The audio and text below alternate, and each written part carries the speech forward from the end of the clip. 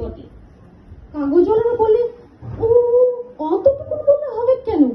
তুমি এবারকার মাধ্যমিকে প্রথম হয়েছো, তোমাকে বলতে হবে আরো কিছু।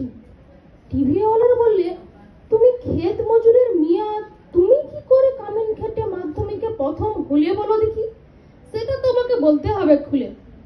পঞ্চায়েতের অনি বৌদি, প্রধান, উপপ্রধান, এমএলএ, এমপি সবাই একেবারে হামলিয়ে পড়লো আমাদের মাটির কুড়ে ঘরে। হেডমাস্টার কোন বিহান বেলায় টিনের আগর খুলে হেইকে ডেকে ঘুম ভাঙায়। যখন খবরটা প্রথম শোনালে মাকে জড়াই শুয়েছিলাম আমি। কুড়া ঘরের গুইটা আধারে হেডমাস্টার মশাইরে দেখে মায়ের পাড়া আমিও চোখ কচালে হা হয়ে ভাইবেছিলাম, এ কি স্বপন দেখছি নাকি? স্যার বলল, এটা স্বপন লয়, স্বপন লয়, সত্যি বটে। কথাটা শুনে কেঁদে ভাসাইয়া দিয়েছিলাম দু মা বেটি। আজ বাপ বাঁচে থাকলে মানুষটাকে দেখাইতে পাইতাম বহুত কিছু। আমার বুকের ভিতরে যে তেজালো সন্ধ্যা বাতিটা জ্বালাইয়া দিয়েছিল মানুষটা, সেই বাতিটা আজ কেমন আমাদের কুঁড়ে ঘরটাকে আলো করিয়েছে সেটা দেখাইতে পারতাম। আপনারা বলছেন বটে, তোমাদের মতো মেয়েরা উঠে আসলে ভারতবর্ষ উঠে আসে। কথাটা খুবই সত্যি, কিন্তু উঠে আসার রাস্তাটা যে এখনো তৈরি হয় নাই। খাড়া পাহাড়ে উঠা যে কি জিনিস, বহুত দম লাগে, বহুত তেজ লাগে। আমি জামবনির কুইরি পাড়ার শিবু কুইরির বিটি সাঁচি। যখন থেকে হুঁশ হয়েছে তখন থেকে শুনে আসছি বিটি না মাটি। ঠাকুমা বলতো, পরের ঘরে হেসাল ঠিলবে তার আবার লিখা পড়া। গায়ের বাবুরা বলতো, তুই কুইরি পাড়ার বেটি ছিলা, তোর কামিন খাটা ছাড়া গতি কি? বাপ বলতো, দেখ সাজলি, মন খারাপ করলি তো হেরে গেলি।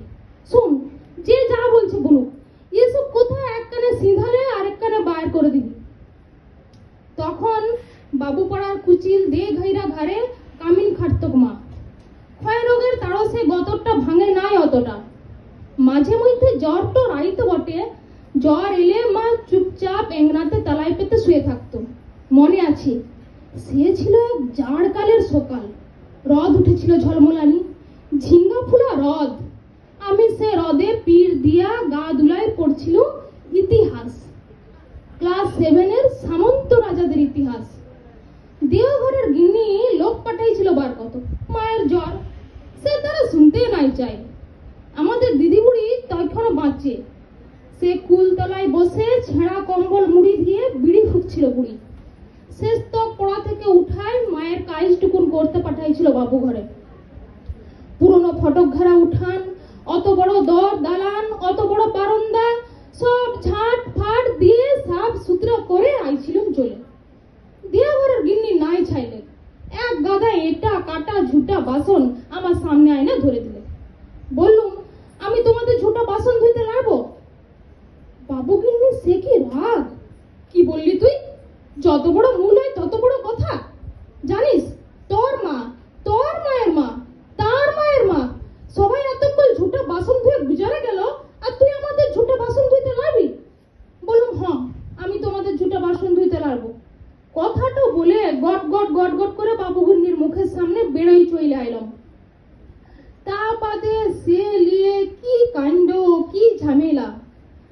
বেলা ডুবলে মাহাতোদের ধান কেটে বাপ ঘরে ফিরে আইলে দু পাতা লেখাপড়া করা নাতনি ছোট মুখে পড়ো থুতির কথা সাফ কাউন করে বলেছিল দিদি বুড়ি। মা কোনো রাগ করে নাই। আগর মাসের সন্ধ্যা বেলায় ইগনাতে আগুন জেলে গা হাত পা সেকছিল মা। এক মাথা ঝাগড়া চুল ঝাঁকানো বাপের